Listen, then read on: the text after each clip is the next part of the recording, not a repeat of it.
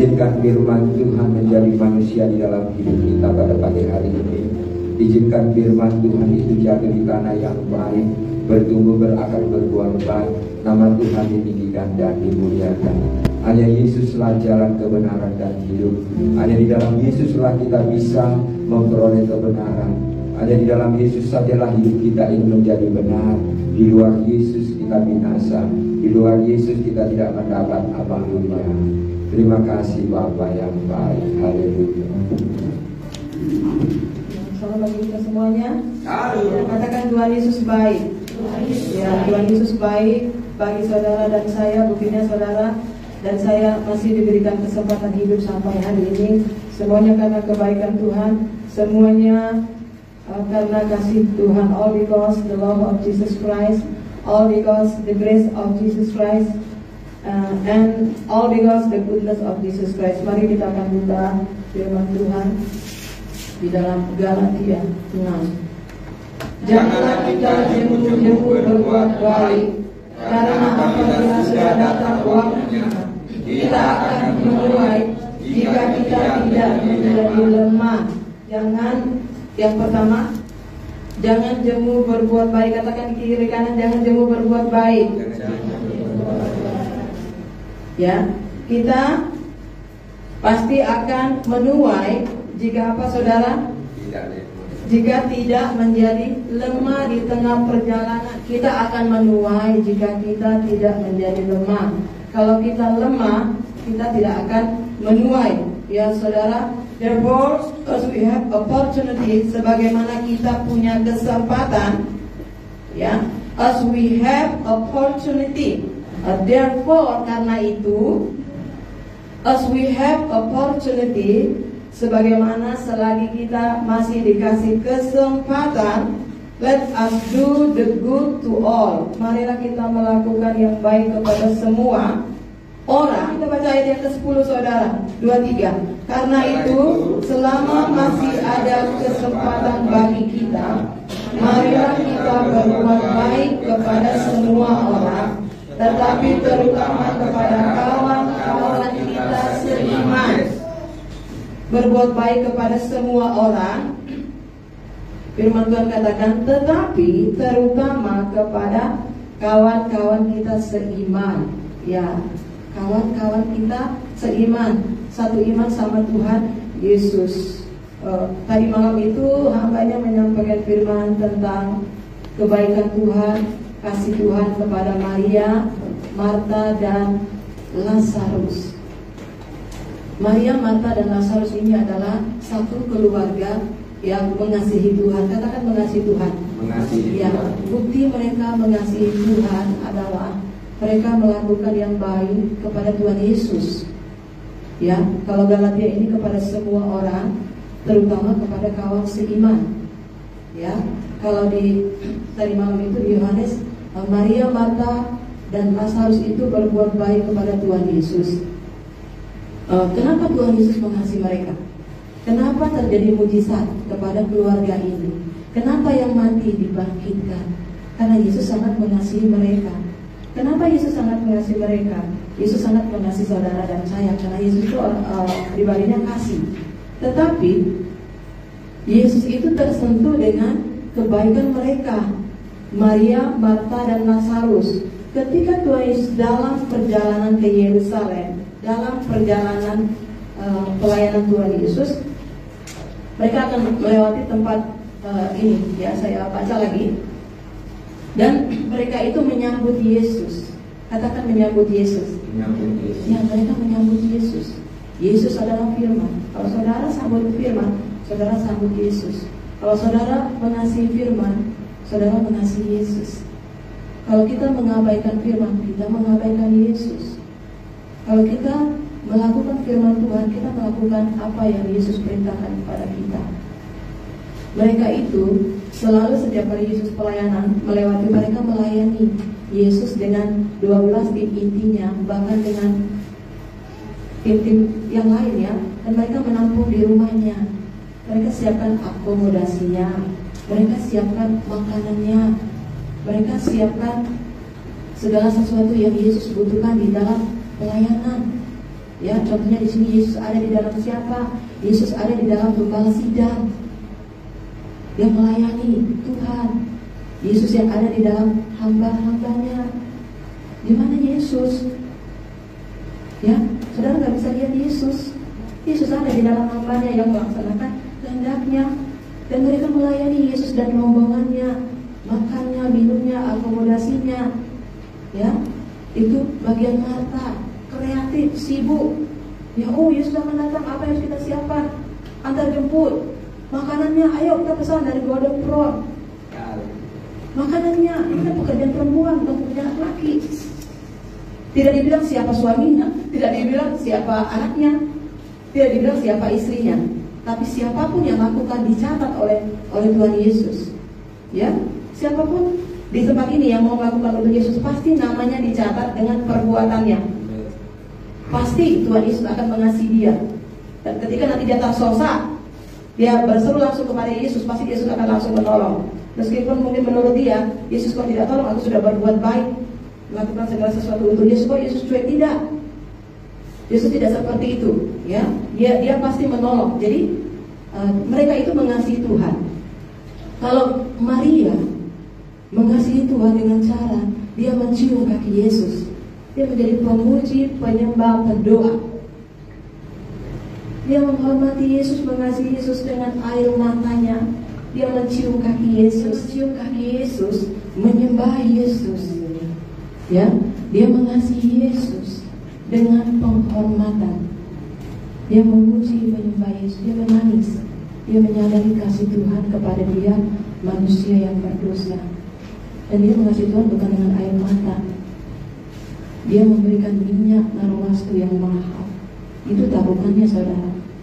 Kalau orang yang seperti itu pasti dia dikasih Yesus. Dan cara sikap dia mendengar firman Tuhan. Ini Maria. Waktu Yesus menyampaikan firman, dia duduk, dia mendengar, menghormati. Cara sikap kita mendengar firman, itulah diri kita di hadapan Tuhan. Dengar firman dulu dengan hormat, dengan sopan. Ya, kalau ada orang yang gak tertib dengan firman, tegurlah dia. Jangan sampai dia diajar firman. Ya, apalagi pelayan Tuhan, ya. Saya gak peduli sama anak saya, sama suami saya. Kalau kau mengasihi orang yang kau kasih, suruh hormat dia dengan firman. Apalagi pelayan Tuhan yang pelayan ibadah, kita dilihat orang, saudara. Saya dulu waktu remaja di gereja, saya lihat ya pengkhotbah itu, pengkhotbah, penatua, pelayan Tuhan.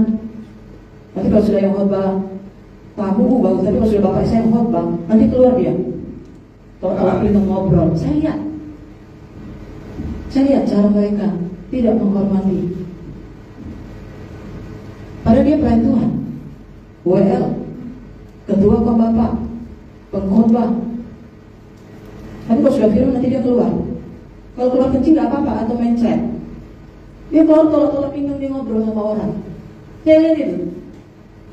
Jadi apapun yang kita lakukan itu, apalagi kalau kita anak-anak SD, SMP itu nempel di sini. Sekarang pun saya nggak ngerti, saya nggak respect sama dia sampai hari ini. Saya nggak bisa respect, maaf ya. Saya nggak bisa respect sama dia. Dan ketahuan anak-anaknya nggak ada dalam Tuhan. Beda yang tadi malam. Kenapa dia jadi hamba Tuhan? Dia dari kecil dibawa mama papanya aktif doa. Mama papanya cinta Tuhan. Rumahnya itu selalu bikin ibadah, Rumah saya, saudara selalu bikin ibadah, undang hamba Tuhan, memberitakan firman kepadamu, bawa timnya. Contohnya kayak gitu, kasih makan yang enak. Yang cerita dia. Karena saya tuh 7 tahun tuh tidak ada di tempat, saya terlempar keluar.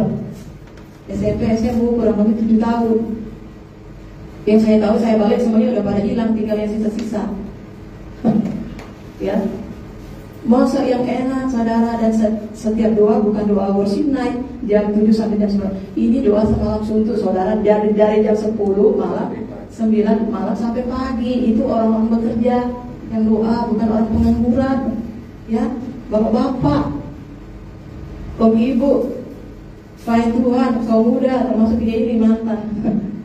Dia setia, dia bawa makanan-makan, dan mereka berdua bersama-sama. Jadi anak ini yang semalam itu, sekalipun dia hanya tidur di gereja, ya ternyata itu menempel di dirinya. Dia bisa melihat bagaimana tanah kosong itu kemudian bersama-sama berdoa dan terjadilah gereja. Ingat ya, nempel semua apa yang dia alami di gereja dan apa yang dilakukan oleh orang-orang gereja. Dia lihat semuanya, sehingga menjadi contoh yang baik. Saudara bisa lihat mana yang baik, mana yang tidak baik. Ya, dan akhirnya dia sekolah Alkitab dan dia menjadi hamba Tuhan. Ya, karena kasih orang tuanya kepada Tuhan. Dan dia menyampaikan firman tentang Maria, Marta dan Lazarus. Ya, mengasihi Tuhan, makanya Yesus mengasihi mereka. Jadi waktu dia sakit, mereka berseru panggil Yesus, Yesus tidak datang. Ya, tetapi Tuhan izinkan itu terjadi sampai hari yang keempat. Tuhan Yesus bilang penyakit itu tidak akan membawa kematian, tetapi nama Tuhan akan dimuliakan dan dia dibangkitkan. Kita juga banyak yang seharusnya sudah mati karena sakit, tapi Tuhan kasih kesempatan kita sehat lagi. Tuhan kasih kita kesempatan hidup. Untuk apa? Untuk ini saudara, berbuat baik kepada Tuhan Yesus, satu. Yang kedua kepada semua orang, tetapi kepada saudara seiman. Mujizat terjadi. Jadi berbuat baik kepada Yesus. Katakan berbuat baik kepada Yesus. Berbuat baiklah kepada Yesus. Berbuat baiklah kepada Yesus dulu. Maka ketika saudara tersesat, saudara minta tolong sama Yesus, Yesus pasti tolong.